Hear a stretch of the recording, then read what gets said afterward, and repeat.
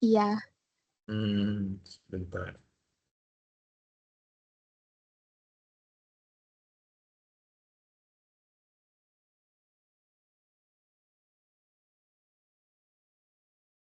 Iya, ya, karena bisa kecil ini ya.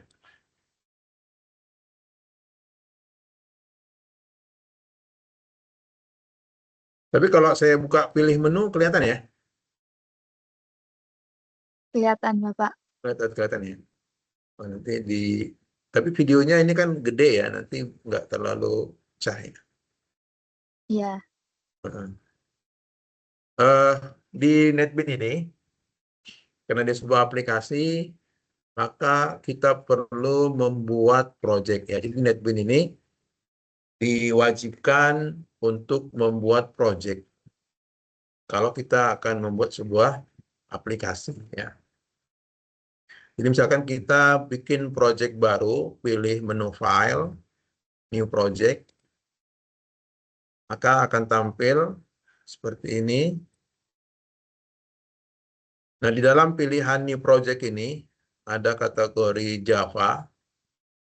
Kita ambil Java ya. Ada juga Maven. Maven ini sama-sama Java juga, tapi dia udah bentuk framework ya. Kalau ini kita masih yang standar Java saja, kita pilih Java, kemudian Java application. Kemudian kita pilih di sini next ya, pilih next. Misalkan kita tulis nama projectnya, ini nama project ya. Misalkan latihan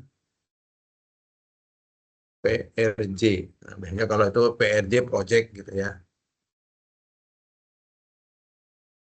Kemudian ada project location, tempat kita menyimpan foldernya ada di mana.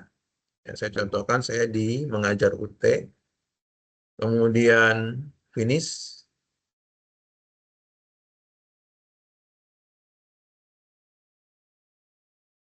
Saya kecilin dulu semua proyek-proyek yang lainnya biar kelihatan.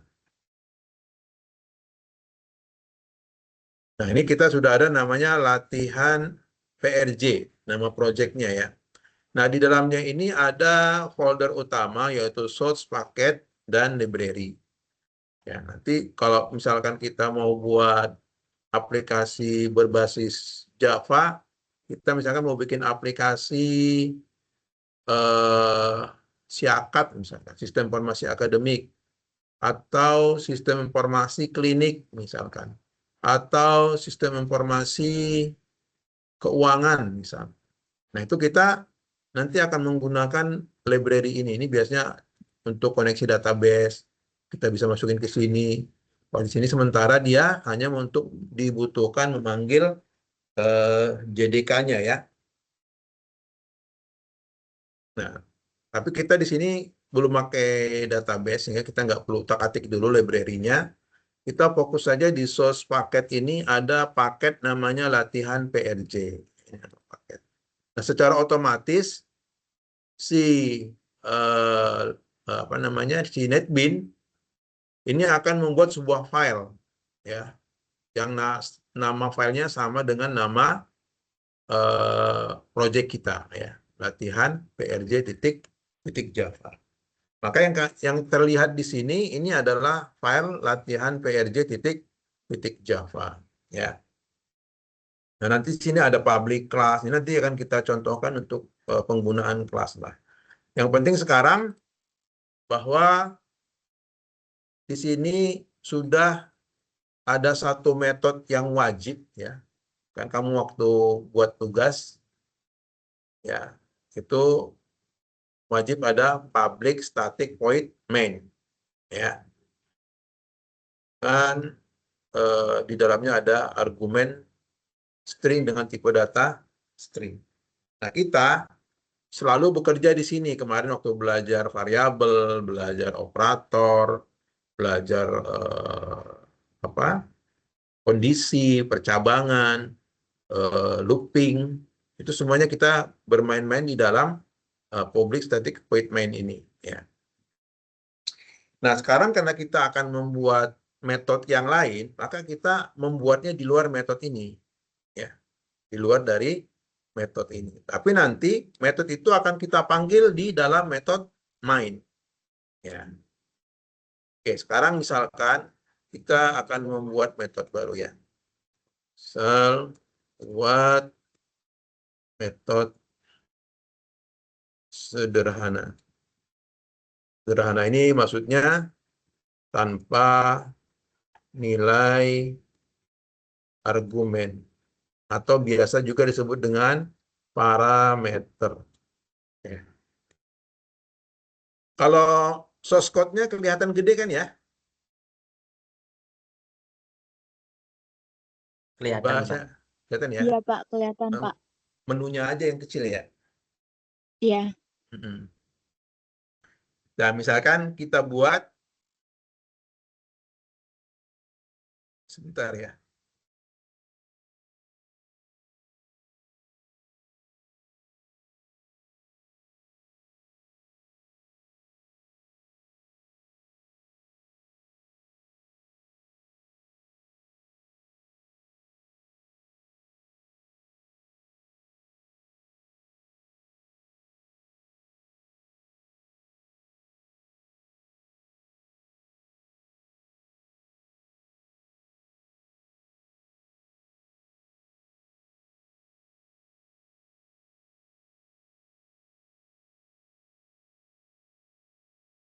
Kita lanjutkan.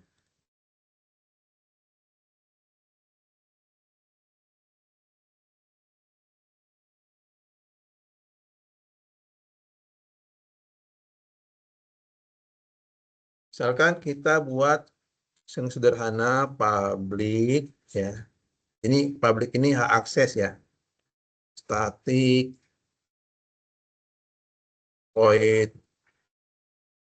Misalkan kita mau bikin nama metodenya. Misalkan nama metodenya tampil ya. Dan bikin selalu ada buka kurung, buka tutup ya. Kemudian kurung kurawal pembuka. Terus seperti ini ya.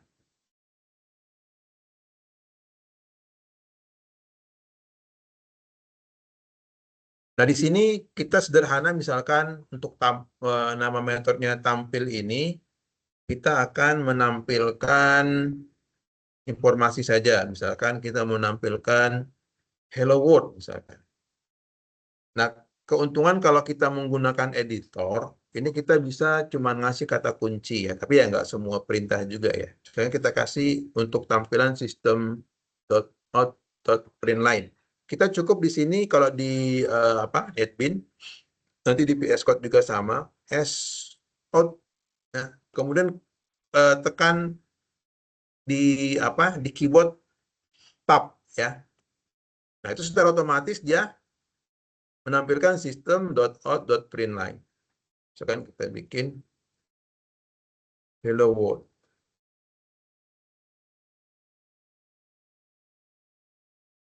Ya. Nah, ini secara sederhana kita membuat metode ya. Nah, ini kalau kita jalankan, dia nggak akan menampilkan apa-apa. Kita running, nah, maka dia nggak ada outputnya, kosong. Ya. Kenapa? Karena kita baru membuat functionnya, metodenya ya. Maka metode ini kita perlu panggil di metode mainnya. Kita cara memanggil ya. Memanggil metode. Ya. Jadi sebut aja langsung tampil di koma. Ya, berarti kita sudah manggil metode tampil. Ini kalau kita running, keluar hello world. Ya. Nah, ini kalau kita membuat, ingat ya, metode yang kita buat ini harus di luar dari public static void main. Boleh di atasnya, boleh di bawahnya. Ya, nggak mesti di bawahnya. Misalkan kita bikin metode baru ya, tapi kita di atas public static void main. Tapi kurang bagus ya, karena dia metode utama memang seharusnya di atas ya. Tapi kalaupun misalkan kita membuat metode yang lain di atas void, misalkan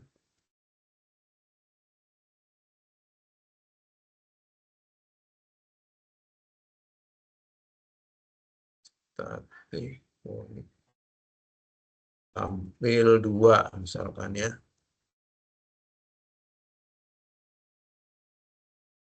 Kita bikin apa? Hash out misalkan Assalamualaikum.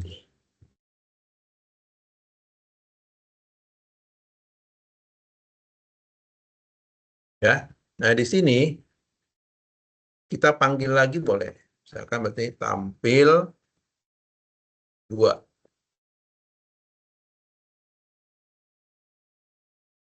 Kita running, tetap muncul Assalamualaikum. Berarti letaknya itu yang penting jangan keluar dari kelas ya. Jangan keluar dari kelas. Tapi jangan juga ada di dalam metode. Nanti ada metode di dalam metode, ya kan? Nah, ini untuk berbagai nampilkan metode ya. Kemudian metode atau function ini bisa kita kenakan parameter. Kalau di sini kita kan cuma menampilkan apa ada yang tertulis di dalam function, di dalam metode.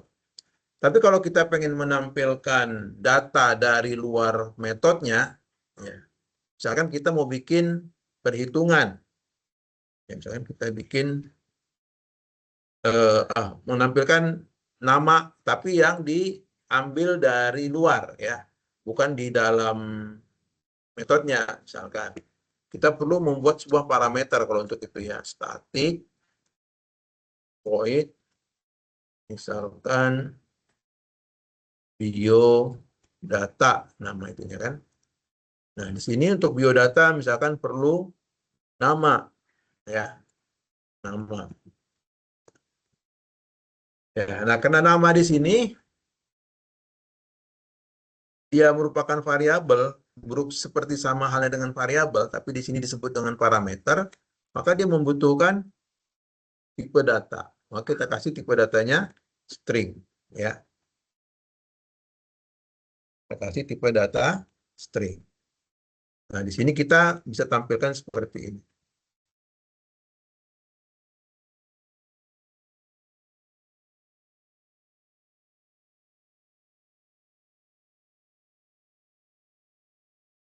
Out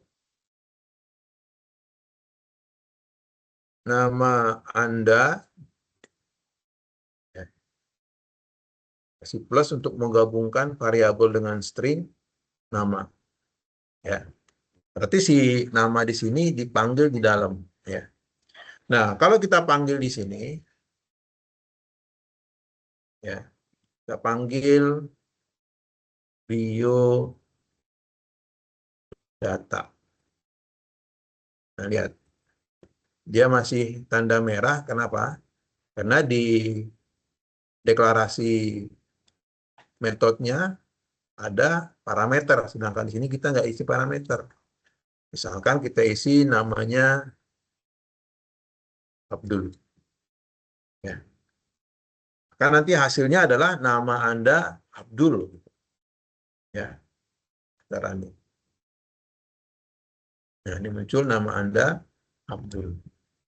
Nah, ini karena tadi disebut parameternya itu terserah kita pada saat metodenya dipanggil, maka kita boleh manggil lagi biodata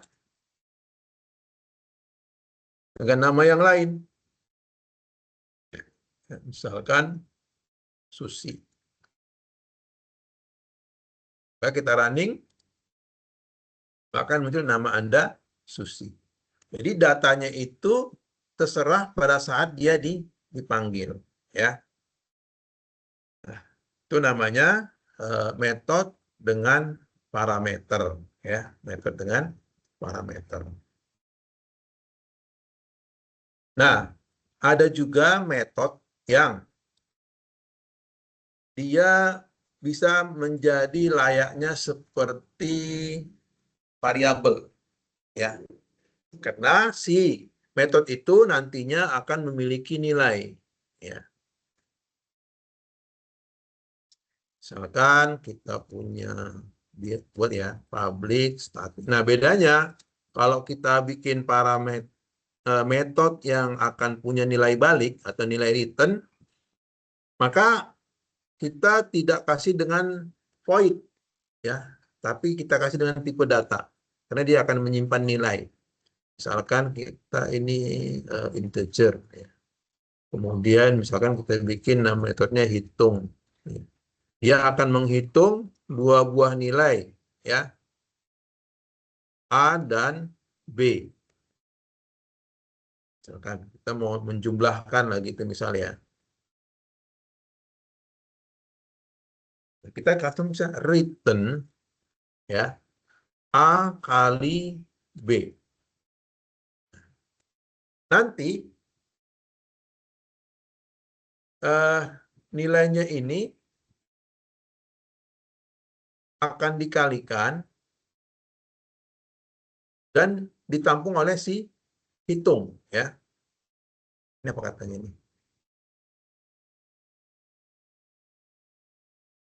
Oh,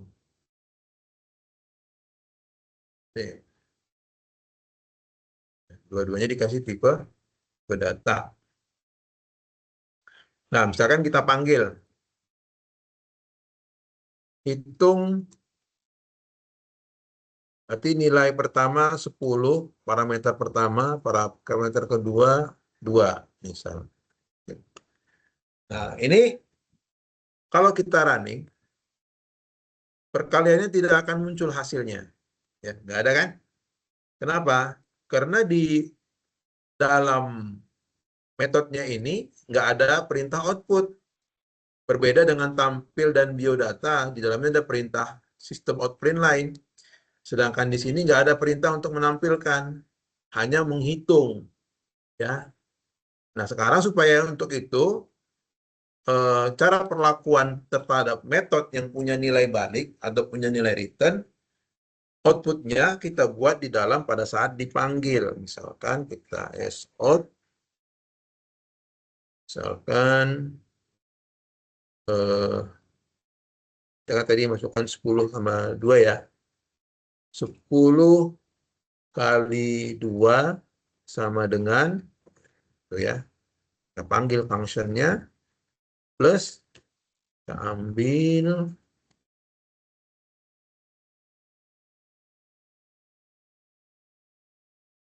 ya, kita running.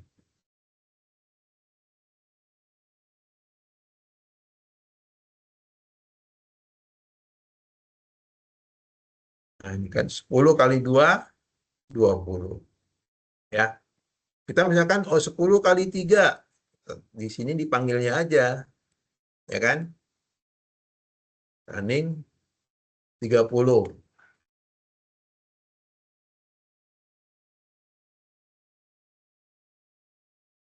Ya, 10 kali 3 30. Nah, itu kalau kita menggunakan metode, ya. Ini tanpa parameter, dengan parameter, ya. Ini adalah dengan nilai balik.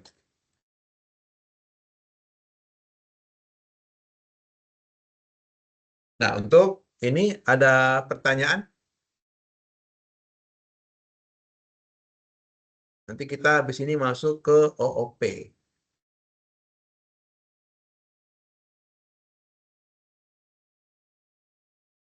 Ada pertanyaan?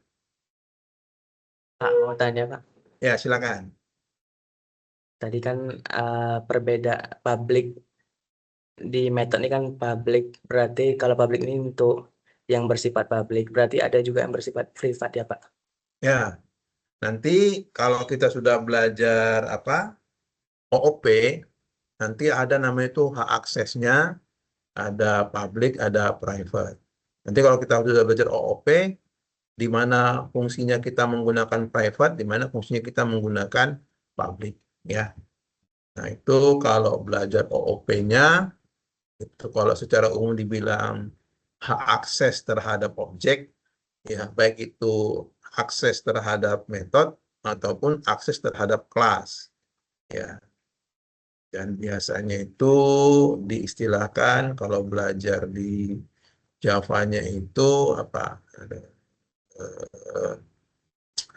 pembungkusan, enkapsulasi. Belajar enkapsulasi. Ya. Nanti kita habis ini belajar OOP. Ada lagi pertanyaan? Sudah cukup, Pak. Cukup ya. Berarti kita lanjut ke OOP ya. Oke, sekarang untuk yang OOP saya stop dulu untuk yang NetBeans-nya. Kita berpindah ke VS Code ya.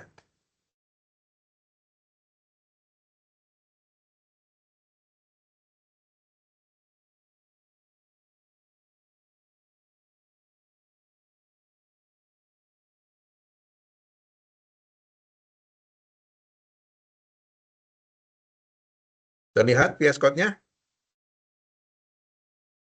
Terlihat, Pak. Oke. Terlihat Bapak. Sekarang kita belajar OOP.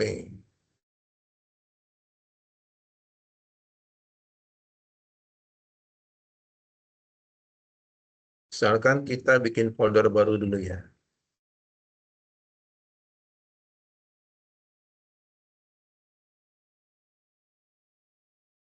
Dan kita bikin belajar OOP.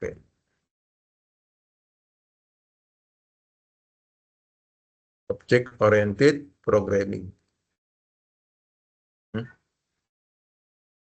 Oh, ya. Saya bikin dulu di sini ya. Belajar OOP.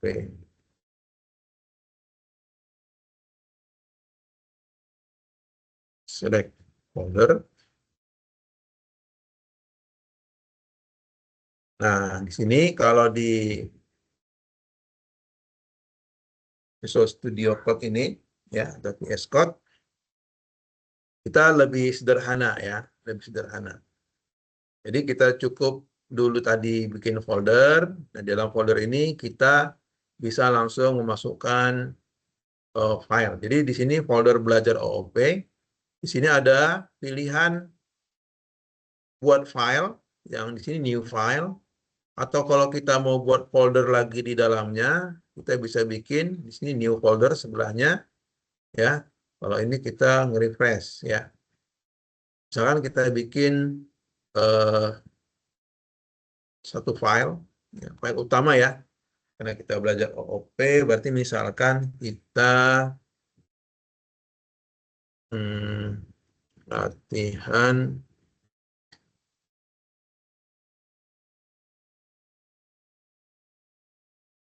misalkan itu namanya ya, titik Java. Kita enter. Oh ya, kalau di Java, kalau di VS Code ini, kalau sudah diinstal JDK, maka kita perlu menambahkan di extensionnya ini extension pack for Java ya. Nah, ini yang paling utama. Kita bisa juga menambahkan debug for Java juga boleh ya. Kita bisa menambahkan supaya tujuannya kemudahan-kemudahan yang kita dapatkan pada saat kita ngoding ya, lebih dipermudah. Kalau tadi contohnya di NetBeans itu kan dipermudah tuh, daripada kita ngetik lama sistem out print line, cukup dengan sout gitu ya. Di sini juga sama ya, bisa dilakukan seperti itu. Sekarang kita kembali ke latihan Java. Berarti di dalam sini, di dalam ini, kalau tadi di NetBeans langsung terbentuk nama kelasnya, kalau di sini tidak ya. Ya. Nah, sekarang ini Tapi dia kalau kita klik kelas, dia muncul secara otomatis ya. Sekarang dia nama kelasnya muncul sama dengan nama file ya. Jadi nama kelas yang kita buat itu harus sama dengan nama filenya ya. Kalau di sini namanya latihan titik app, latihan app, di sini juga latihan app nama kelasnya. Nah, karena ini akan kita gunakan sebagai kelas utama, maka kita perlu memasukkan kelas main. Di sini cukup dengan ketik main aja, ya, maka secara otomatis dia akan membentuk ya, public static void main. Ya, jadi lebih lebih menyenangkan ya ngoding di VS Code. Oke. Nah, karena di sini kita belum ada yang dipanggil, ya, misalkan kita di sini mau sama ya menampilkan hello world misalkan. Sini sama ada sout juga tuh, sout ya. Cukup kita enter langsung system out print line ya. Misalkan kita ketik hello world. Ya. Nah, ini cara runningnya. Ya, di sini ada run Java. Ya, di sebelah kanan kita klik run Java. Nah, dia minta izin buka hello access. Nah, keluar apa? Hello world. Ya, hello. Nah, ini ya. Nah, gitu ya. Oke, sekarang kalau secara konsep bahwa OOP ini kalau kita membuat sebuah aplikasi seperti kita lah sebagai objek ya manusia kalau secara kelasnya itu belum jelas siapanya ya. Tapi kalau orang bilang manusia, kita tahu bahwa manusia itu pasti memiliki ciri-ciri punya nama, punya tinggi badan, punya berat badan, punya warna rambut, punya warna kulit ya. Nah, itu manusia. Tapi itu baru diistilahkan dengan kelas. Nah, nanti kelas yang kita buat itu nanti kapan digunakan, dia akan menjadi objek. Ya, kalau tadi misalkan kita bilang manusia punya nama, tapi kita kan nggak tahu siapa manusianya. Ya, tapi kalau misalkan disebut namanya Rahmadi, tingginya sekian, berat badannya sekian, warna kulitnya ini. Disebutkan ada nilai-nilai dari setiap ciri-ciri dari kelas tersebut. Maka dia sudah menjadi objek. Ya. Jadi kalau masih disebut manusia, belum tentu, belum bisa dipastikan siapanya. Gitu. Tapi kalau disebut objek, berarti sudah pasti siapanya. Karena sudah punya nilai. Ya. Nah, itu antara kelas dan objek. Ya. Seperti yang saya contohkan di video yang saya kirim terkait dengan OOP, misalkan kita ulang lagi ya, sebentar.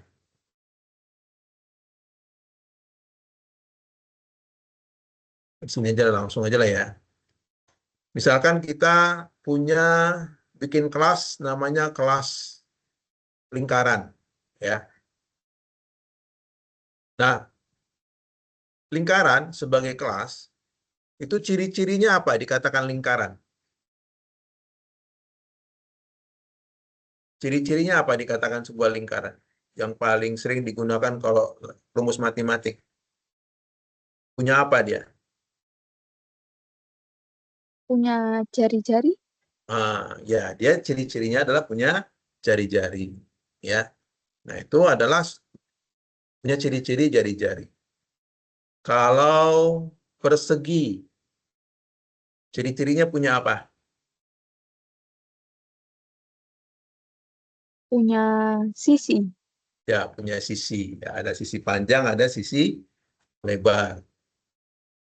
Itu setiap benda pasti punya ciri-ciri. Batu. Batu ciri-cirinya apa? Bisa kita sebut dia batu.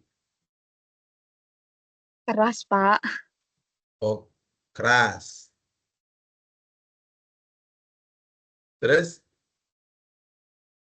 tapi kan nggak semua yang keras itu batu ya. Batu. Yang jelas kalau kita mau melihat, berarti apa? Batu itu bisa dilihat apa? Dari teksturnya misalkan. Ya kan, teksturnya kasar. Ya. Terus punya berat. Ya kan? Batu kan punya berat. Punya warna nggak? Batu juga punya Punya. warna. Kan gitu. Punya warna. Nah, itu Ya. masing-masing. Nah, kemudian selain tadi sebuah kelas itu punya ciri-ciri, nah nanti kalau di belajar konsep OOP-nya, ciri-ciri itu disebut atribut. Ciri-ciri itu disebut atribut. Atau ada yang menyebutnya dengan properti. Ya. Kemudian kelas itu selain punya tadi properti, atribut, ataupun ciri-ciri, sebuah kelas itu biasanya punya perilaku, ya, atau disebut dengan metode di sini nanti. Makanya tadi kita belajar metode dulu supaya nanti digunakan di dalam kelas ini. Kalau kita manusia, kita bisa ngapain aja? Kita bisa lari, kita bisa berjalan, kita bisa berbicara, kita bisa lihat kanan, bisa lihat kiri. Itu adalah metode, ya, perilaku, itu ya. Nah, sekarang kalau lingkaran, perilaku apa yang bisa dilakukan si lingkaran?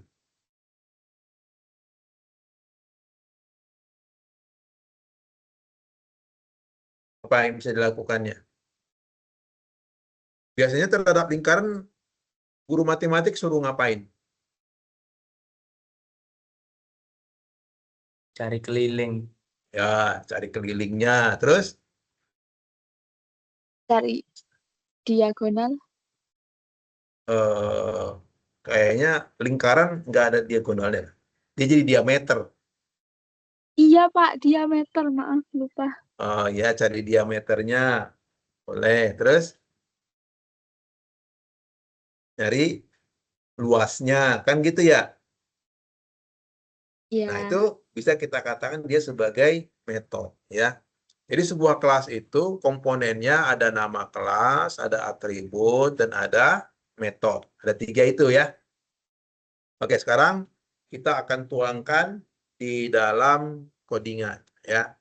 Berarti kelas yang kita bentuk itu adalah di luar kelas utama. Maka kita bikin sebuah kelas baru. Ya.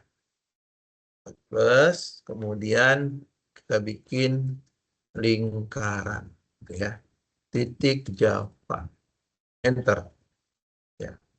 Secara otomatis di sini terbentuk langsung public kelas lingkaran. Ya. Nah, sekarang di sini kita bikin atribut. Buat atribut kelas. Tadi apa? Atributnya apa tadi? Ciri-cirinya apa? Punya jari-jari. Iya, jari-jari ya. Diameter. Ya. Hanya kalau diameter itu bagian dari jari-jari juga kan, setengahnya Iya. diameter kan. Berarti cukup 1 lah ya, Iya. Iya. cukup Ya. 1. Nah, tapi karena di sini dia adalah Java, perlu apa di sini?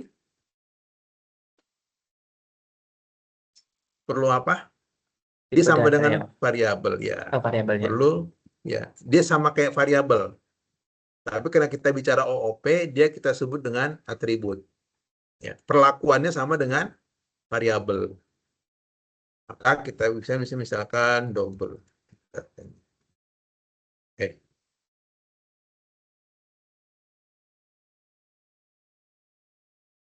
double. Ya, ini kita buat trigger.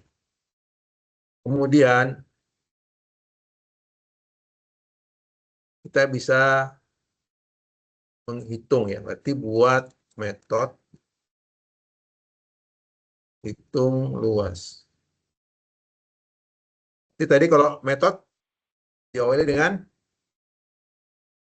sebenarnya tanpa kata-kata public juga dia otomatis public. Ya, misalkan kita langsung di sini integer luas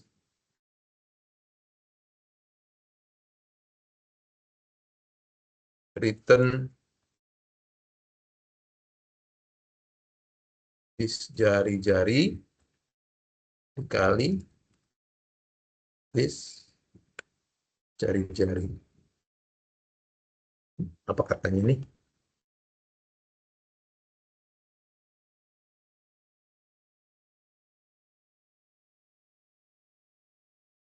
Dianggap integer.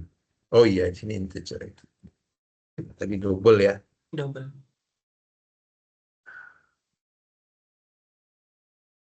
Nah, ini berarti kan di sini nggak ada nilai apapun ya.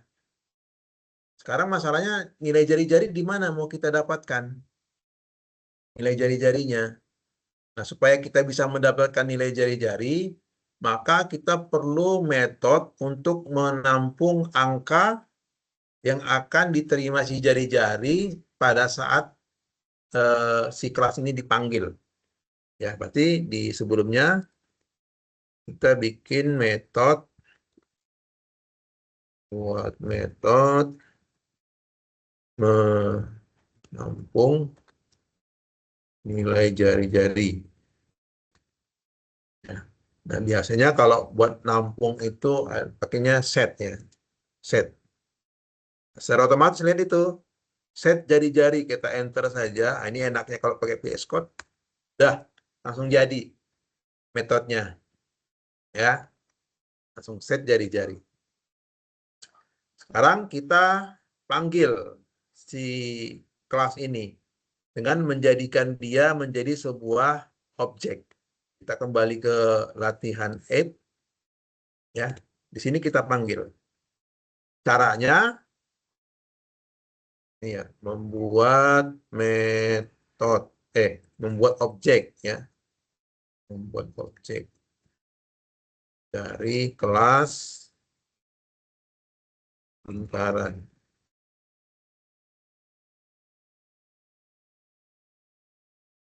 Nah, caranya kita panggil dulu kelasnya lingkaran.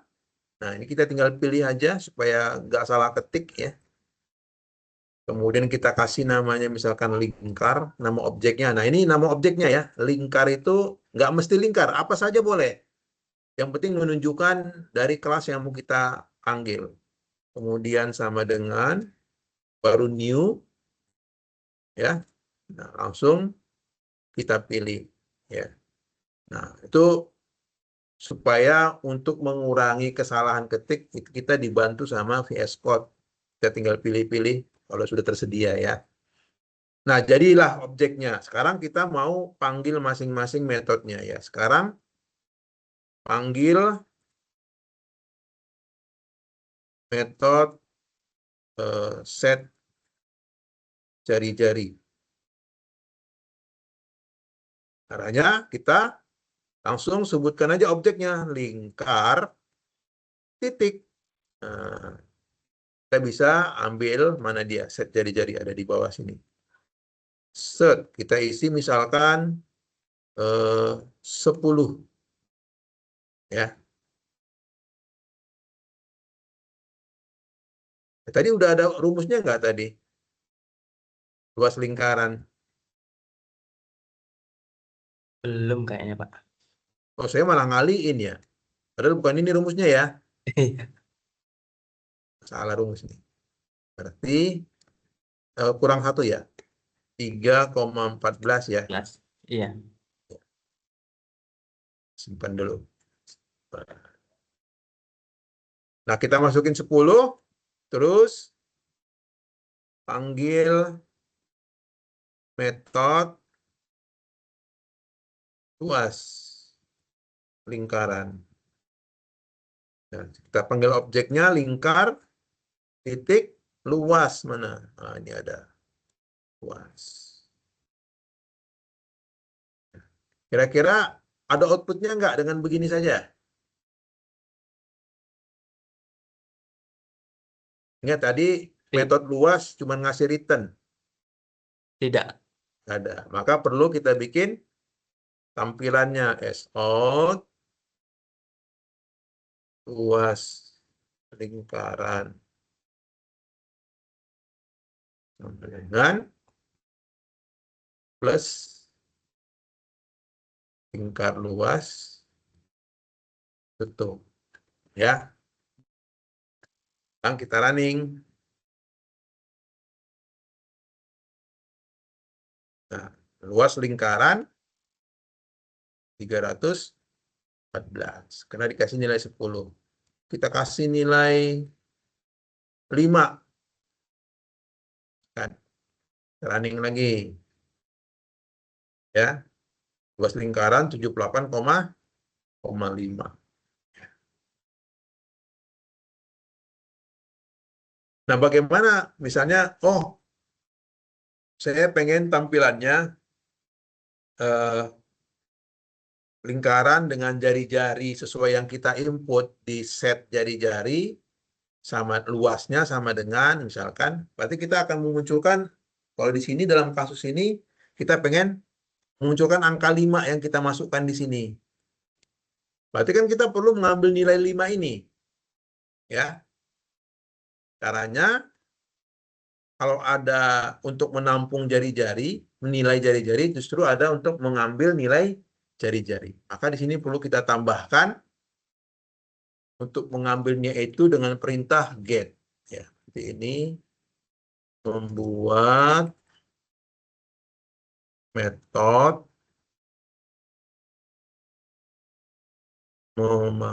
memanggil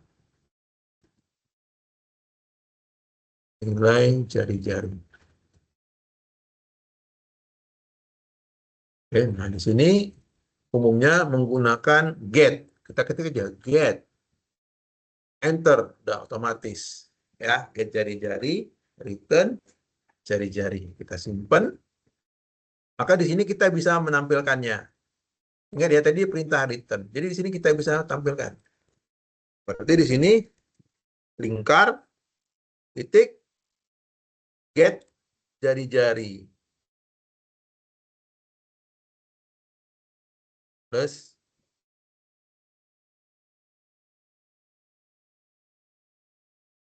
string plus lagi ini kasih sama dengan. Berarti misalkan luas lingkaran dengan jari sama dengan ini. Oh, mau sama dengan lah. Sini aja sama dengannya. Ya running ya. Nah, ini ya. Luas lingkaran dengan jari-jari 5 sama dengan 78. Kalau kita masukkan 10 di sini, maka nanti akan muncul dengan jari-jari 10 sama dengan 314. Ya. Jadi metodenya yang umum, set untuk menampung nilai, get untuk memanggil kembali nilai tersebut. Ya. Dan caranya tadi mudah sekali. Kita tinggal kasih set, otomatis ditampilkan, codingnya langsung jadi. Ya. Nah, ini apa tadi namanya? Apa? Private, bukan private tadi. Untuk menampilkan datanya ya. Nah, sekarang misalkan, bisa nggak kita langsung mengisi atribut? Misalkan kita di sini, bisa kita tulis. Ya kan cara ngisi jari-jari seperti ini. Sekarang kita ganti. Ya. Lingkar, titik, jari-jari, sama dengan 10. Bisa nggak kayak gini?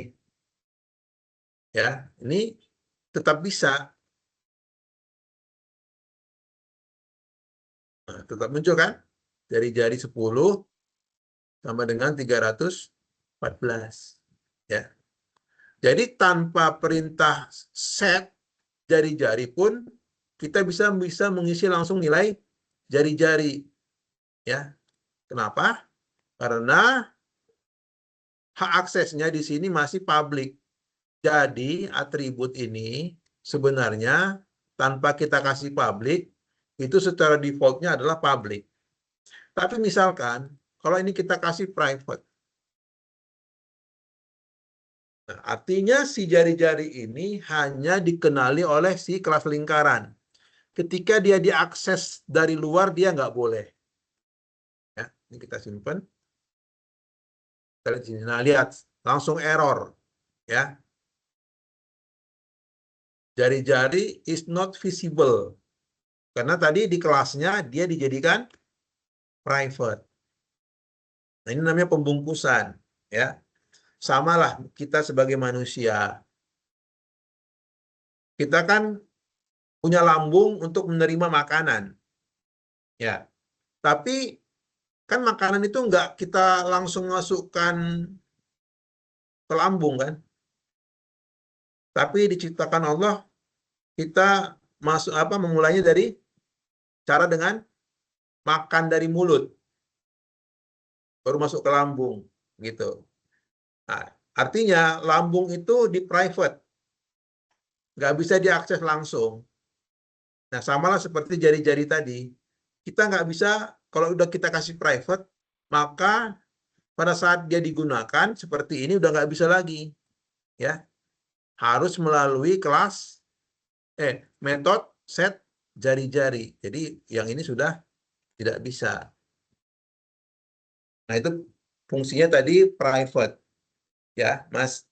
Tadi paham ya, Mas ya? Iya Pak, paham.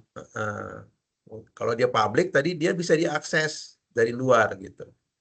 Nah, makanya perlu ada set jari-jari ini adalah untuk tidak langsung masuk mengakses atribut jari-jari. Oke ya.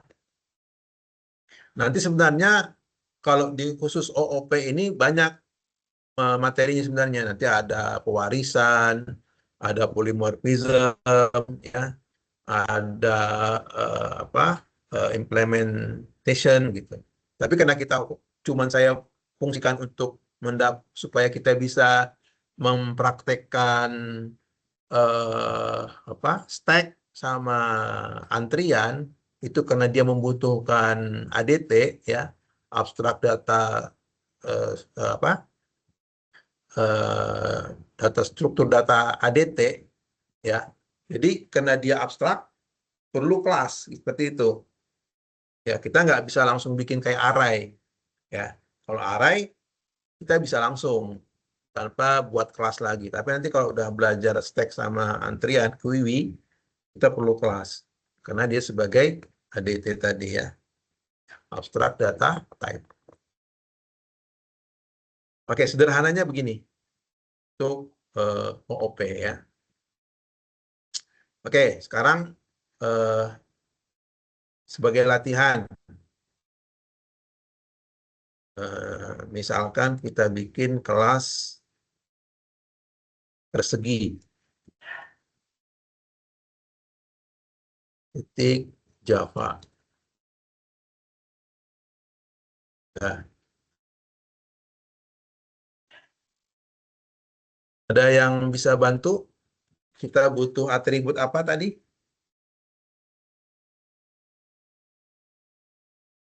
Katakan ini persegi panjang lah, persegi, ntar ya, kita rename ya.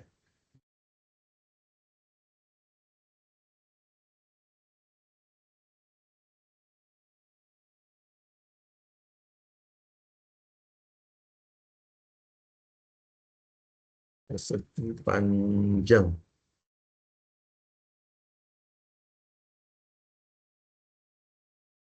Nah, kira-kira persegi panjang itu atributnya apa? Punya Punya panjang. Panjang dan lebar. Panjang. Ya, panjang dan lebar. Nah, biar dia terlihat sebagai atribut, masing-masing dapat tipe data lah. Tapi dengan cara tadi boleh ya. Kita kasih koma, masukkan yang berikutnya gitu ya. Dalam satu baris tapi. Tapi ini untuk menunjukkan sebuah atribut, kita breakdown satu baris. Ini untuk menunjukkan bahwa dia adalah atribut.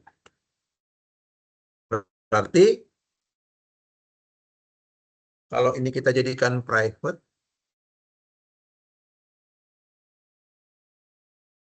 ini kita jadikan private, maka butuh apa? Butuh untuk memasukkan nilainya dengan perintah set. Set. Ya, nah, tinggal pilih aja set lebar, set otomatis. Ya, kita perlu set apa lagi? Set panjang, sudah otomatis.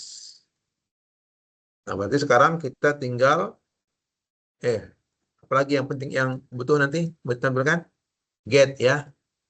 Nah, get lebar pilih. Sudah jadi otomatis. Kita get apa lagi? Get panjang. Udah otomatis. Ya. Nah, baru kita bikin metode yang menghitung luasnya. Berarti kita bikin public integer luas.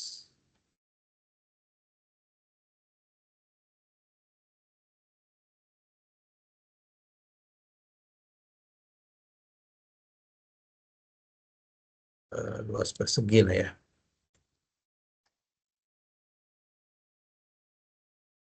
Jadi di sini kita kasih apa? Return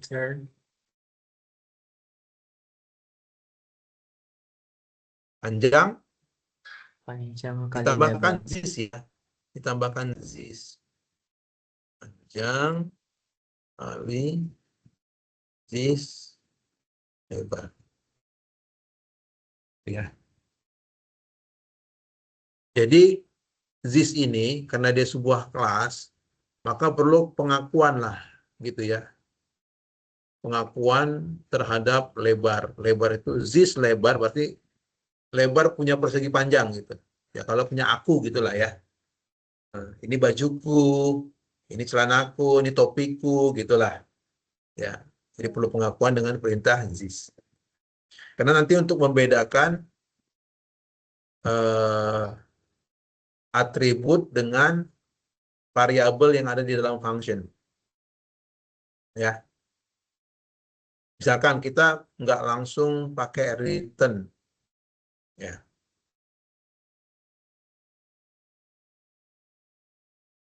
Misalkan ini hasil perkaliannya dihitung dengan hasil ya. Integer hasil sama dengan gitu ya. Nah, bedanya kalau hasil di sini ini parameter variabel yang ada di dalam metode luas persegi. Baru variabel hasil itulah yang di return. Nah, itu juga bisa. Tapi hasil itu nggak pakai this kan? Karena itu punya si luas persegi. Sedangkan panjang dan lebar punya kelas. Punya kelas persegi panjang. Nah, gitu membedakannya. Makanya perlu dikasih this ya. Oke, sekarang kita panggil di latihan app. Kita panggil di latihan app. Tuh, kita nggak nambah-nambah orangnya. Cuma berdua aja nih. Pada sibuk semua ya. Minggu sekarang, Bapak. Oh iya ya. Ya kali-kali lah. Malam minggu melulu perasaan.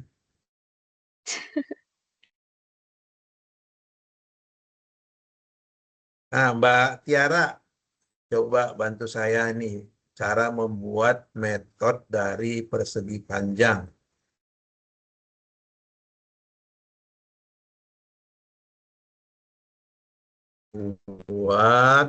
Kok buat metode sih? Buat objek ya. Objek dari kelas persegi panjang. Nah, gimana? Coba Mbak, bantu saya. Pertama apa? Panggil kelasnya. Nama kelasnya apa tadi? Persegi panjang. Nah, persegi panjang ada nggak ya? Persegi, oh ada. Klik aja, set. Itu nama kelasnya. Sekarang nama objeknya terserah. Mau kasih apa nama objeknya?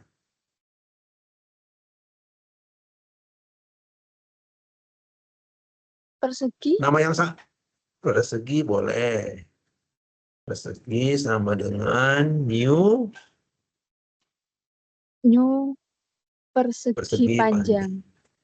Ya udah otomatis kan. Dah. Sekarang saya mau menampung nilai panjang dan nilai lebar. Maka saya ketik apa?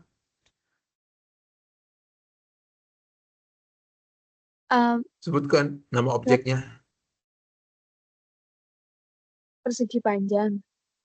Oh, persegi aja. Kan objeknya persegi. Persegi panjang itu kelasnya. Oh, iya Bapak. Persegi, titik.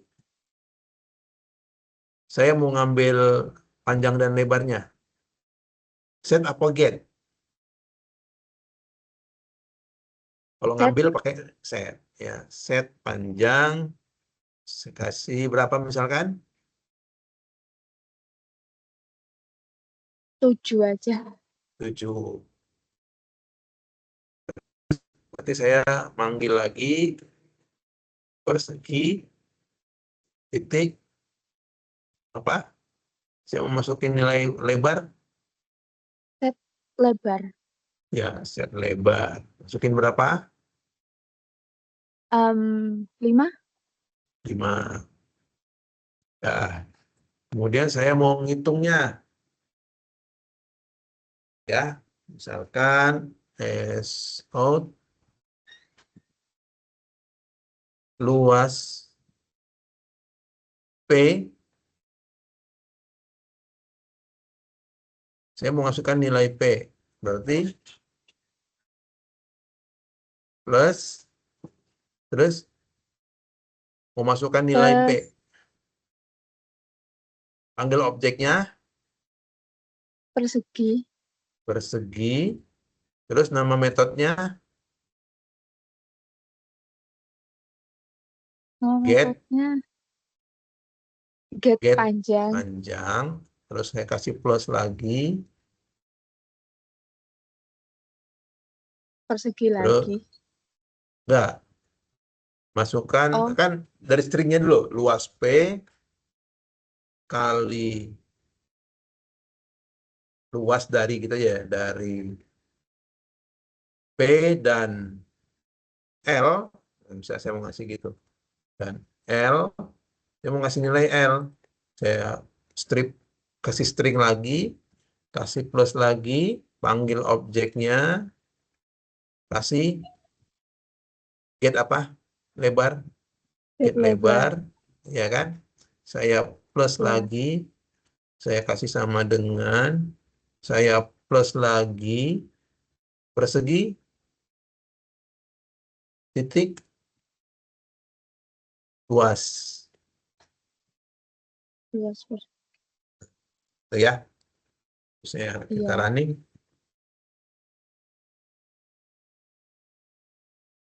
Apa katanya? Luas persegi cannot resolve is not a file. Apa? Luas persegi panjang 2 kali panjang tambah lebar. Bapak. Ini kurung buka kurung tutupnya belum ada. Karena dia apa tadi? Nah dia metode. Metode. Ya. Luas dari P7 dan L5 sama dengan 35. Ya, ini. Itu ya. Iya. Lah, ini panjang banget barisnya susah bacanya gitu. Misalkan ya, sedangkan kita mau bikin perintah seperti ini gitu. Nah, ini boleh dengan cara kita bikin variabel. Misalkan kita bikin integer P Misal sama dengan lingkar titik get.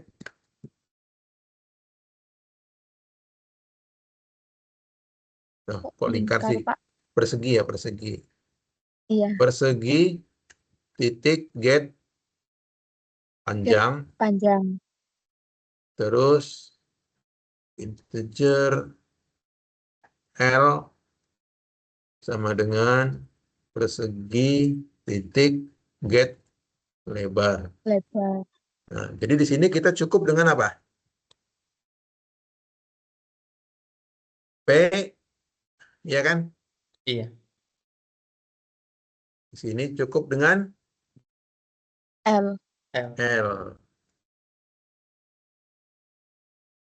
Nah, jadi barisnya juga terlalu panjang kan? Bisa kita Iya. peringkas dengan memindahkan dulu ke variabel tersendiri gitu. Running hasilnya sama ya. B7 dan N5 sama dengan 35. 35. Paham ya secara singkat ini OOP ya? Iya, Pak. Insya Allah, Pak. Nah, karena nanti ada juga yang model penampung data dari apa namanya konstruktor juga ada gitu ya. Macam-macam caranya ya. Tapi ini untuk memudahkan saja, karena nanti kita menggunakan konsep kelas untuk membuat apa namanya pelajaran stack ya.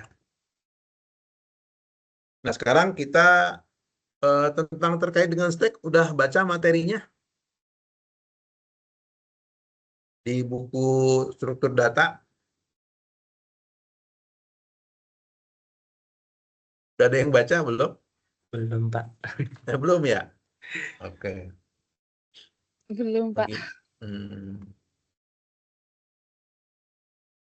Kalau gitu kita buka materi yang di itunya aja ya.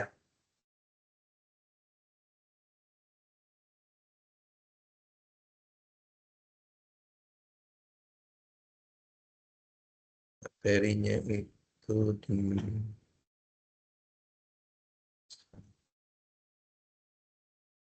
stack itu pertemuan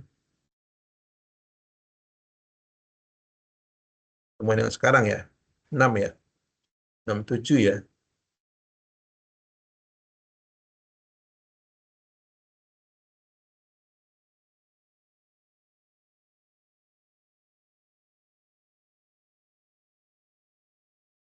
Ganti.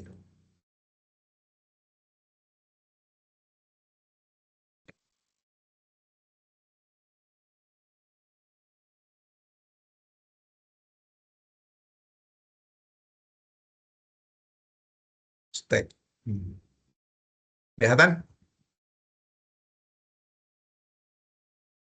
Kelihatan ya?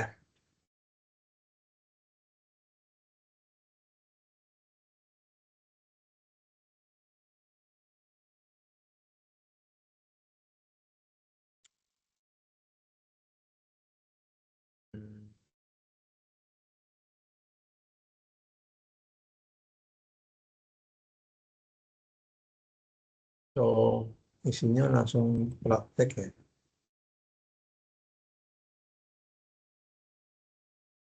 Oke, sekarang kita buat secara konsep aja ya. Jadi, stack itu struktur data yang sifatnya seperti halnya kalau kita dalam hal berkas lah, ya, sebuah berkas yang dia numpuk, ya, numpuk dari bawah sampai ke atas. Nah, kalau kita akan mengambil sesuatu, justru kita harus ambil yang dari atasnya. Makanya disebut dengan dia LIFO, ya, last in, first out. Yang terakhir masuk, yang terakhir ditumpukan, itu yang pertama kali keluar, diambil. Ya, seperti misalkan di sebuah restoran. Ada piring yang ditumpuk. Ada piring yang ditumpuk dari bawah. Berarti kan tumpukan pertama masuk, kemudian ditimpa lagi piring yang kedua, ditimpa lagi piring yang ketiga, ditimpa lagi piring yang keempat, ditimpa lagi piring yang kelima. Berarti ada tumpukan 5 piring. Nah, kira-kira kalau ada orang mau makan, piring yang diambil piring yang paling bawah atau piring paling atas? Paling atas. Paling atas. Itu namanya stack, ya. Itu namanya stack. Jadi kita kalau sudah data itu didedikasikan sebagai sebuah stack untuk pengelolaan datanya, maka menunjukkan bahwa nantinya data tersebut akan selalu diambil data yang terakhir kali masuk. Ya, yang terakhir kali masuk. Contoh yang tadi kan contoh secara analogi, tumpukan piring. Contoh yang paling gampang yang ada di, kalau kamu tiap hari di depan komputer, itu misalkan kamu ngetik di Microsoft Word, ya, ngetik di Microsoft Word. Kemudian kamu ada kesalahan, ya, ada kesalahan. Ternyata kesalahan itu sudah berapa kali dibuat, gitu ya. Maka biasanya kamu untuk kembali ke data yang sempat kehapus, kemudian kamu mau tampilkan lagi, kamu melakukan apa? Kalau di Microsoft Word atau di Excel misalkan. Undo. Melakukan undo. Undo. Iya kan? Nah, kira-kira Ya. kalau kamu mau mengembalikan data atau paragraf yang hilang tersebut setelah kamu membuat 5 paragraf, ya, berarti kamu harus menghilangkan kelima paragraf yang sudah kamu buat itu kan? Pasti yang hilang pertama adalah paragraf terakhir kamu ketik, ya toh? Iya. Sampai nanti dapat paragraf yang kamu hapus. Kegiatan yang waktu paragraf dihapus, ya kan? Sehingga kembali lagi dia. Nah, itu berarti konsep penyusunan datanya si Microsoft tersebut menggunakan konsep stack. Kita nggak bisa sekonyong-konyong langsung kembali pada saat kamu menghilangkan data itu, ya kan? Pasti kamu akan kehilangan juga beberapa perintah setelahnya itu. Nah, itu menggunakan stack. Ya. Bisa dipahami ya? Coba. Tadi saya minum juga lah ya. Enggak.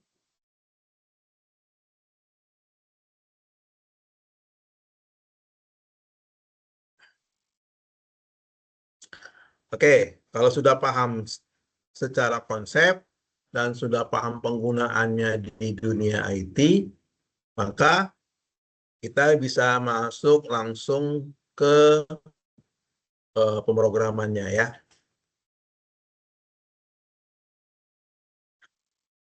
Kita berarti kembali ke VS Code.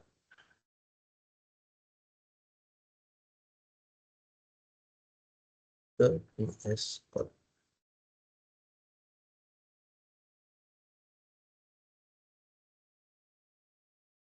Oke, saya mulai dari sebentar ya. Ada sebuah codingan Java yang menunjukkan penggunaan stack.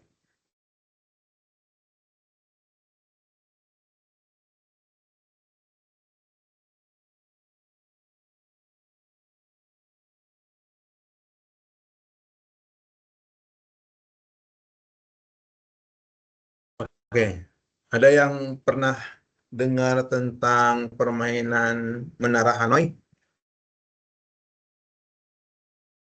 Enggak, Bapak. Enggak. Jadi misalkan seperti ini.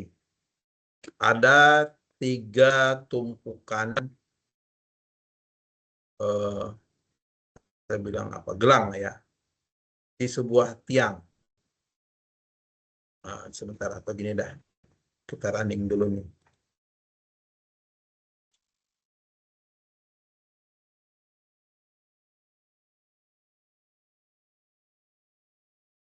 Nah, seperti ini.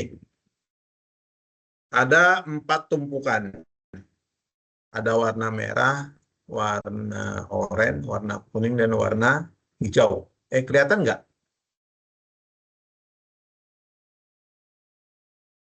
Nggak ada Enggak, kelihatan Pak. warnanya sih, Pak.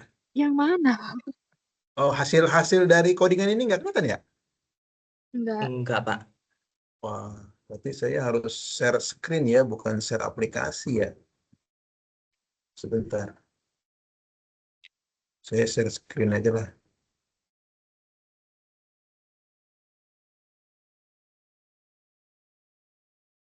Ini baru kelihatan, Pak. Nah, ini dari codingan ini ya, codingan ini ada codingan Java, dia menggunakan stack ya, dan diimplementasikan dalam sebuah visualisasi dalam bentuk animasi ya. Jadi animasinya ada di program ini, Menara Hanoi GUI, dan ini adalah kelas stack yang digunakan. Ya. Makanya saya bilang tadi kita perlu belajar kelas karena dia stack-nya di sini, stack ini, dan bisa kita gunakan untuk bikin animasi Menara Hanoi. Kita running dulu ulang lagi ya. Kita running. Kelihatan ya? Nah ini bagaimana caranya memindahkan dari tiang paling kiri ke tiang paling kanan dengan susunan yang sama. Merah di atas, kemudian oranye, kemudian kuning, kemudian hijau. Nah, kira-kira apa dulu yang kita lakukan? Ambil Saya yang nggak? merah dulu. Ambil merah dulu, taruh di Tengah. Tengah. terus Habis itu yang ambil tinggal orange. oranye taruh di Tengah. tengah juga. Nah, berarti yang merah udah di bawah. Ini ada tiang pembantu ini, tiang bantuan. Jadi itu nggak boleh di bawah dianya. Nanti kalau kita itu yang kuning masih, berarti kan nanti merah kuning jadi urutannya kan. Sedang kita pengen dia pindah ke tiang yang lain, tetap urutan yang sama. Dari bawah hijau, kuning, oranye, merah. Nah ini konsepnya stack kan, kita pasti akan ngambil yang di atas. Masukkan ke yang tengah misalkan. Berarti yang oranye jangan taruh yang di tengah, tapi ke paling kanan. Ya kan? Iya. Nah terus tinggal sisa yang kuning. Sebelah ya kan? Kuning hijau. Nah kuning taruh di mana?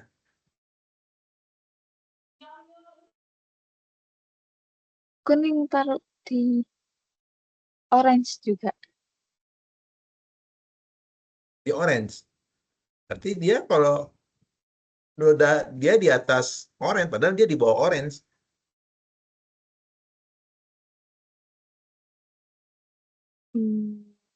Berarti kan dia tadi yang merah di tengah pindah dulu ke yang kanan. Jadi tumpukannya mesti seimbang kan? Orange merah. Iya. Baru yang orange masukkan ke tengah.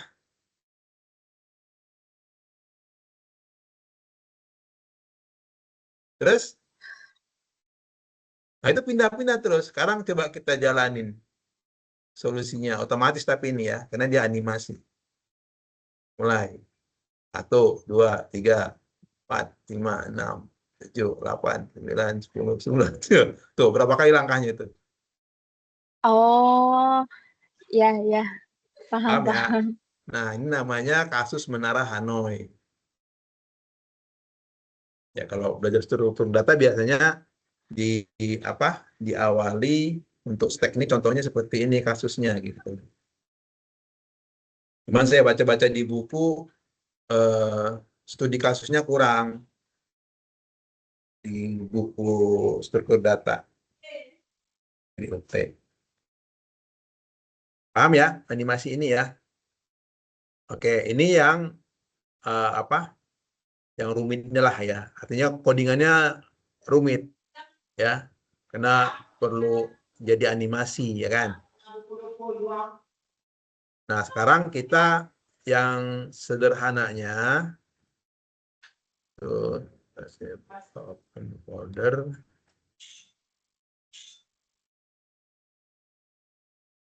Praktek stack.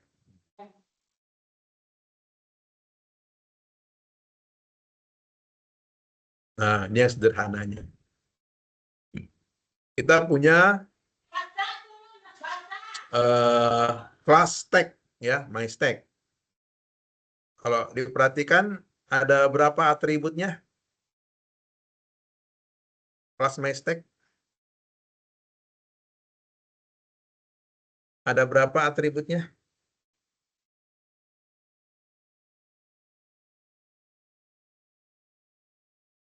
Dan dikasih hak akses private. Ada 3, Pak.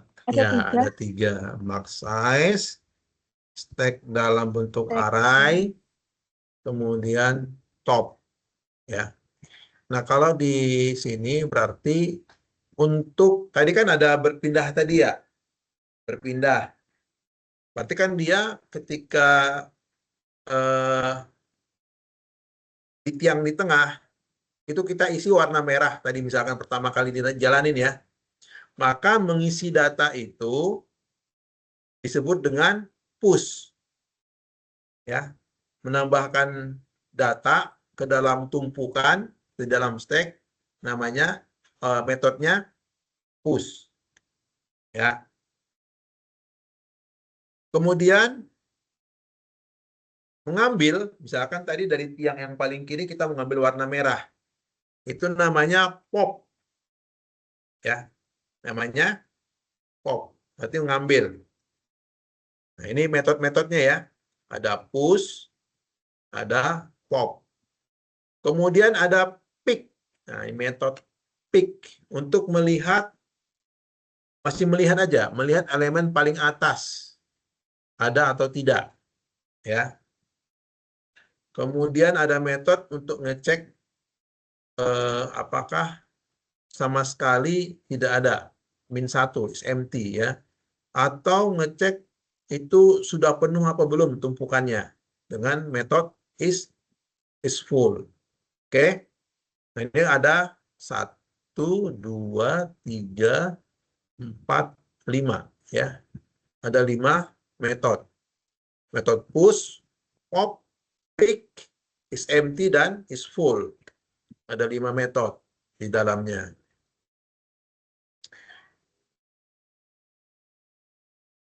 Nah, sekarang kita lihat penggunaannya ya. Nah, misalkan berarti di baris 11 itu kan manggil objek dari kelas MyStack. Nama objeknya tumpukan siswa ya. Dengan size-nya sebanyak 5. Berarti ada 5 tumpukan ya, ada 5 tumpukan maksimal.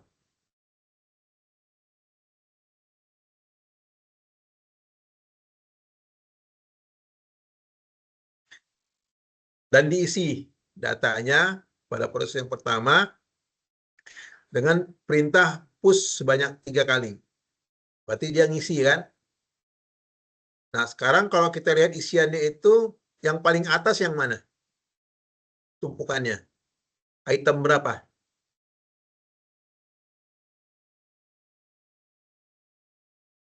Ini kan dia masukin data nih ke dalam tumpukan. Maka yang paling atas 30. yang angka berapa? Ya, yang paling atas adalah 30. Yang 30. paling bawah 10 ya. 10. Nah, sekarang kita mau ngintip ya berapa nilai dari data yang paling atas dengan metode apa? Apa tadi metodenya? Di dalam MyStack pick ya. Ada metode pick. Nah, ini nih buat ngintip nih. Ya. Dari objek tumpukan siswa diintip berapa nilainya gitu ya. Dan hasilnya dikasih kepada variabel nilai pick. Maka dibikin outputnya item teratas adalah outputnya nanti apa? 30 ya kan? Kan 30 nih. Iya. Kemudian dilakukan pengambilan. Ya. Nah, lihat itu baris 23 diambil tumpukan siswa paling atas. Dimasukkan ke variabel nilai pop. Maka nilai pop 1 berapa angkanya? 30. Ya, 30. Ya kan? Kemudian diambil lagi. Maka nilai pop 2 berapa? 20. 20. Ya. Berarti sisanya 10. 10 ya. Sisanya 10. Kemudian dicek apakah sudah masih kosong dengan perintah is empty. Ya. Kira-kira jawabannya apa? False. Outputnya, kalau tadi kan di sini di MyStack yang is empty itu returnnya berapa? Returnnya top sama dengan -1 kalau terpenuhi, ya kan? Karena dia kan nilainya boolean. Boolean itu isinya true atau false. Ternyata top itu nggak sama dengan -1. Ya, karena ada tadi kan berapa? Masih ada 10 tadi kan? Ada 10. Makanya dia nilainya false. Berarti dia belum kosong. Karena dia belum kosong, kita isi lagi misalkan. Di-push lagi nilai 40. Ya. Maka sekarang tumpukannya berisi nilai 10 dan 40. Yang paling atasnya 40. Ya. Kemudian di-pop lagi. Ya, maka keluar 40, di-pop lagi keluar 10, dicek lagi. Nah, ini akan bernilai true karena udah kosong ya kan? Udah di-pop semua. Ya, udah di-pop semua. Nah, kalau kita paksa lagi nge-pop, artinya ngapain deh? Ambil lagi, maka nanti akan underflow. Udah nggak ada lagi yang bisa diambil. Coba kita running.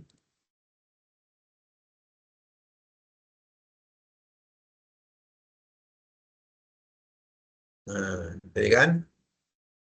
Push, masukin 10, 20, 30. Kemudian ngintip. Dapat 30. Kemudian pop, ambil 30, ambil 20. Apakah tumpukan kosong? Tadi dengan perintah apa? Is empty ya. False nilainya. Maka langsung bisa diisi 40. Kemudian ambil lagi, ambil. Ya. Ambil. Cek lagi dengan is empty. Ya. Stack underflow. Tumpukan kosong. Ya. Nah, itu perintah-perintah untuk tipe data stack. Paham ya? Kemudian, oke, untuk stack udah paham. Sekarang kita masuk ke apa namanya? Antrian ya. Kita masuk ke antrian. Antrian, saya ambil dulu ya. Kalau antrian ngerti ya? Wiwi. Sama halnya dengan stack kan Pak, cuman dia FIFO ya metodenya. Ya, kalau ini First in, FIFO, first in, first first out. out. Kalau mau dianalogikan, ada yang bisa ngasih contoh?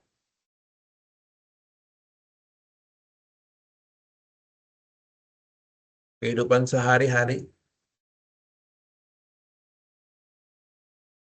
untuk antrian FIFO. Contohnya di mana? Contohnya di bank. Ya kan? Kalau kamu ke bank, biasanya kan dapat nomor antrian dah.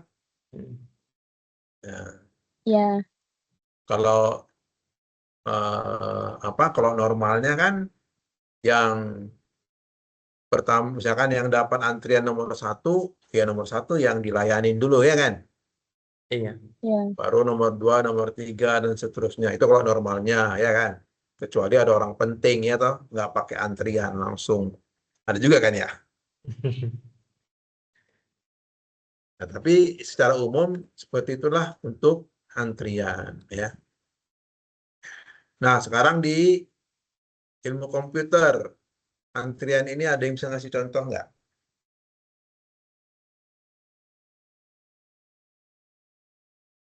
Di ilmu komputer, ada yang bisa ngasih contoh antrian?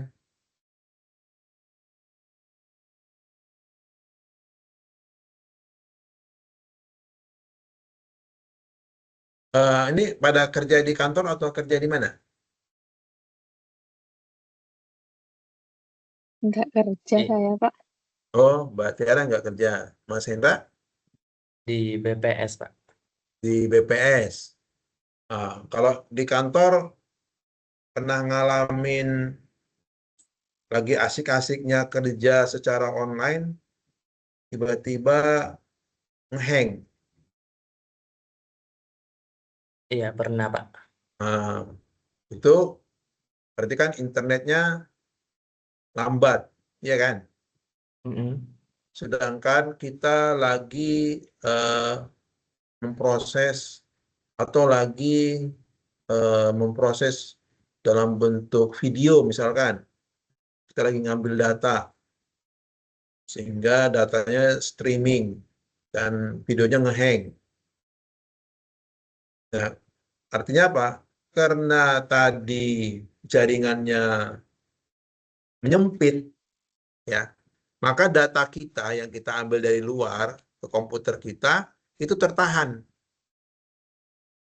jadi numpuk.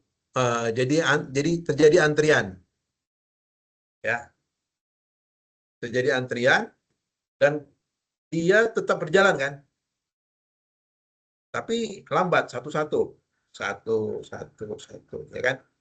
Pasti yang akan dikerjakan dulu oleh si jaringan, diambil datanya dikirim ke komputer kita adalah yang pertama kali masuk datanya kan.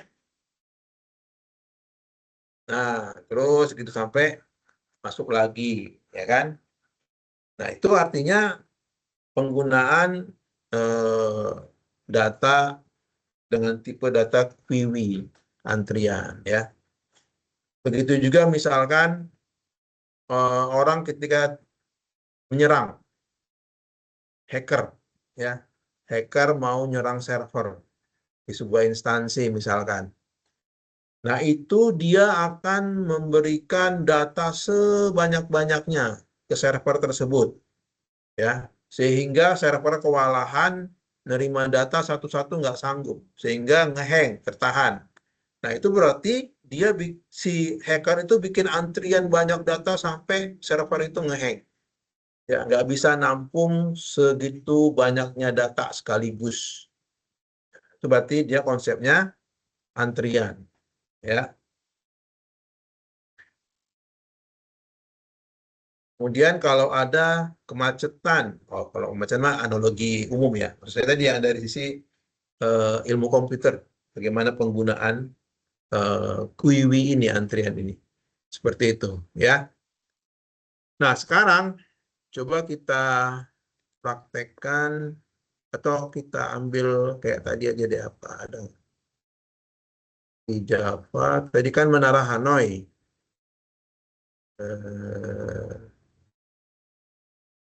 Misalkan, oh ini ya, antrian.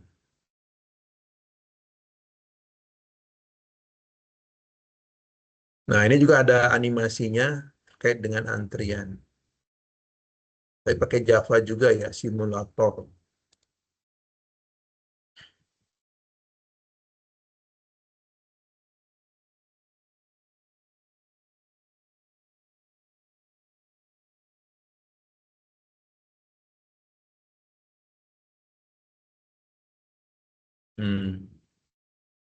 Agak lama ini. Sebentar.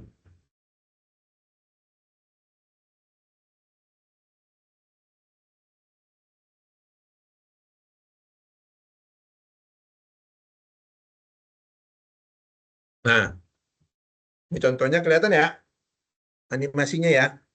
Kelihatan, Pak. Nah, misalkan ini kan ada kasir. Ini masih kosong nih. Belum ada yang mau bayar ya. Sekarang kita mulai simulasi. Set. Nah, datang satu, layanin, selesai. Nah, numpuk nih. Yang tiga, yang dua selesai. Sekarang 3, 4, 5, 6. Numpuk terus, 7, 8, dilayani. Nah, gitu ya. Jadi nggak ada yang diterima itu yang di belakang langsung masuk ke kasir gitu ya. Terus gitu. Ya. Nah, ini simulasi antrian di kasir ya. Yang pertama datang itu yang dilayani terus gitu ya. Jadi yang terakhir ya, terakhir juga dilayani. Nah, ini pembeli 27 masuk, antrian ada 10 gitu. Ya. Ya, ini sama kalau misalkan kita mau bikin aplikasi pemanggilan nomor otomatis gitu ya. Ya, kita bisa menggunakan konsep ini. Oke. Oke, ini yang apa? Animasinya lah ya contohnya. Sekarang kita ambil yang sederhana untuk lebih memudahkan memahami ini.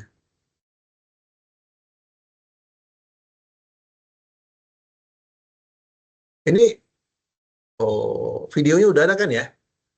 Bukan videonya yang saya kasih. PDF ya. Di pertemuan yang terkait dengan Stack dan Quiwi itu udah saya sertakan di materi apa yang ada di sini ya. Saya tunjukkan ya. Kita pindah dulu untuk pemahaman terhadap antrian ya, atau Quiwi. Nah, hampir mirip dengan Stack tadi. Kita punya My Quiwi antrian. Nah, kalau di sini ada berapa atributnya?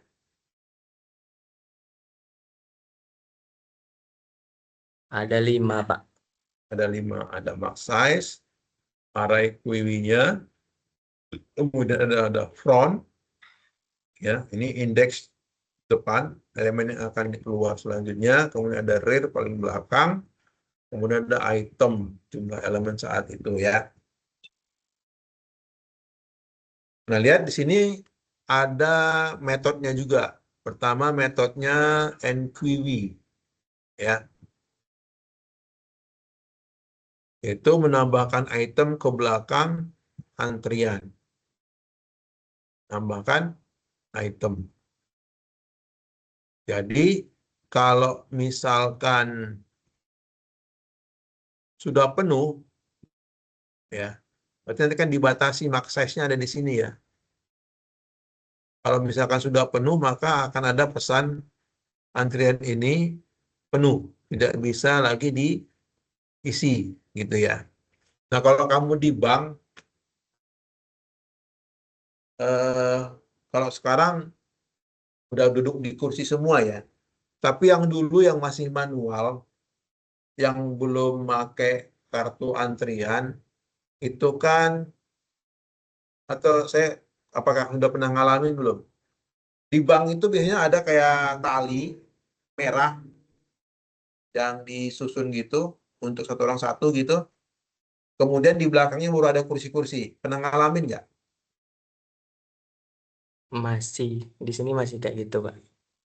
Oh di Saya nggak pernah. oh nggak pernah. Masih ya. Nah lihat berarti yang duduk berarti belum masuk ke dalam antrian ya kan?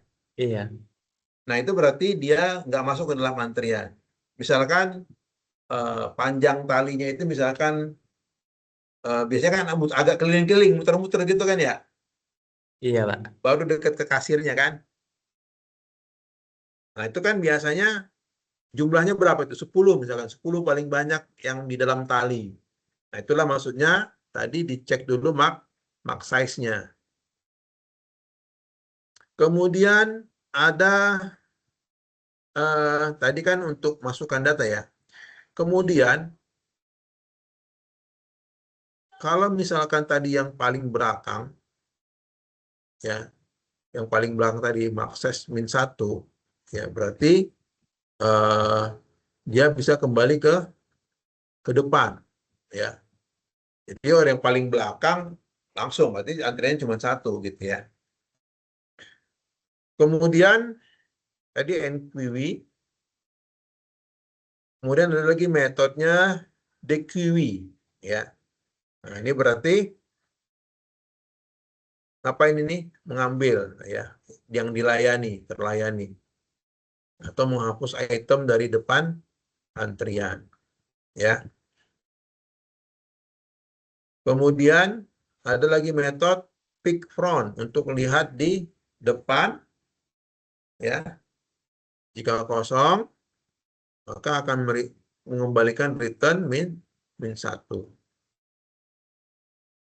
Masih ada orang nggak gitu ya di antrian pertama di depan.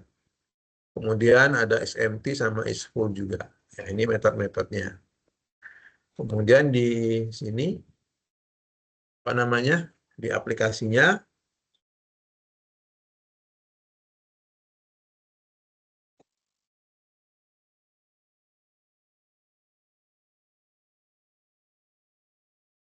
ini berarti objeknya apa nama objeknya?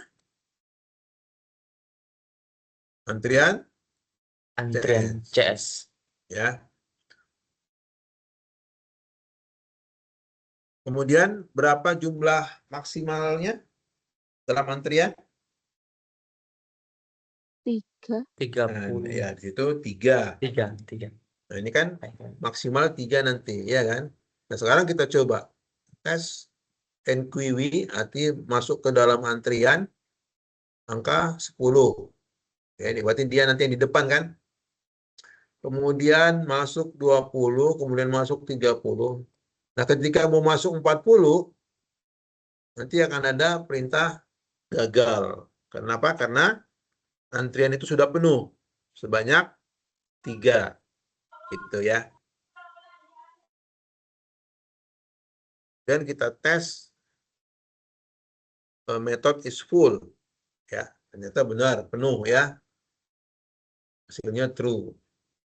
Kemudian dilihat angka berapa yang paling depan dengan perintah pick front ya. Ternyata nilainya berapa? 10 yang paling depan. Kemudian mau dilepas yang paling depan dengan perintah function dequeue ya. Maka akan dilihat item 1 ini akan keluar ya. Item keluar. Berarti yang keluar sudah 10 dan 20. Kemudian dilihat lagi sekarang angka berapa yang di depan, paling depan. 30. Nah, ini kan di pick dilihat tuh ya. Dilihat ada angka berapa, nanti outputnya adalah 30. Nah, kemudian masuk lagi 50 dan 60. Ya. Kemudian dilepas lagi Berarti yang dilepas 30. DQ-nya 30 benar? Benar 30? Iya, iya benar Pak. Ya. Karena tadi di sini 30. kan yang angka terakhir 30 kan ya. 30. Waktu di peak ya kan. Maka dia dilepas 30, kemudian tadi yang setelah itu 50 dilepas lagi, setelah itu 60 dilepas lagi. Kemudian dicek SMT, hasilnya true, karena memang udah kosong ya. Kayak gitu ya. Sehingga kita saat di lagi, dia ambil lagi udah gagal. Nggak ada. Nah, kita running.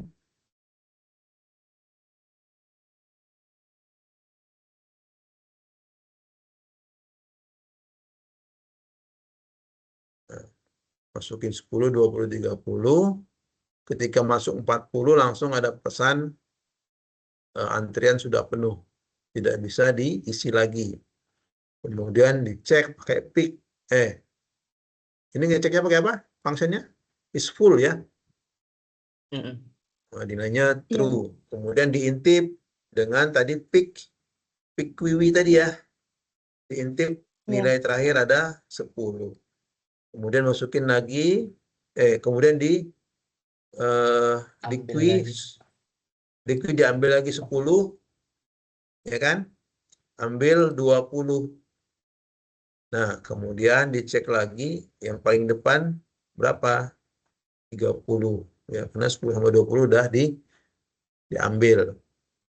Kemudian masukin lagi 50, 60. Kemudian diambil 30, diambil 50, diambil 60. Kemudian dicek apakah antrian kosong, nilainya true. Ya, kan dia karena udah kosong tidak ada yang bisa diambil, bernilai min 1. Nah, itu kalau antrian yang secara sederhana ya. Nah,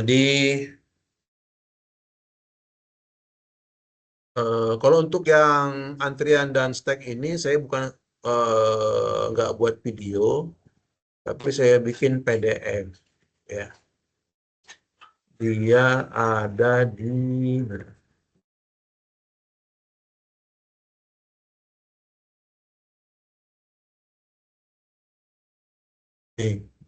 berarti ini aktivitas 6 ya. Aktivitas 6 ada pengenalan stack. Nah, lihat di sini ada modul praktek stack ya. Iya, Pak. Nah, nanti bisa dilihat di situ codingannya udah saya taruh sini. Ya, ini yang materi praktek yang sederhananya. Dan ini materi praktek yang tadi bikin animasi. Ya, panjang. Ya, silakan kalau mau dicoba silakan. Mau ya enggak apa-apa ya. Ini saya udah tampilkan di sini. Kalau iseng-iseng mau nyoba silakan. Begitu juga dengan antrian di aktivitas 7 ya. Saya sambungkan juga tadi materi yang tadi kita pelajari, antrian yang standarnya sudah ada tadi di sini ya. Kemudian yang animasi juga ada ya, animasi. Oke. Ya, ini bisa dikopas nih. Ya.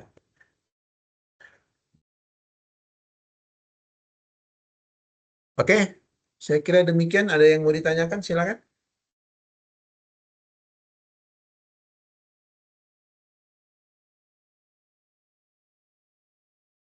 Cukup? Sudah cukup, Pak. Cukup ya, cukup melelahkan, ngantuk. Oke, berarti nanti untuk minggu berikutnya kita belajar yang lain ya. Nanti kita kalau nggak salah materi berikutnya itu nanti ada tree ya, ada grab ya, kemudian nanti ada sorting dulu kalau nggak salah ya, sorting, sorting dulu, baru tree, baru grab,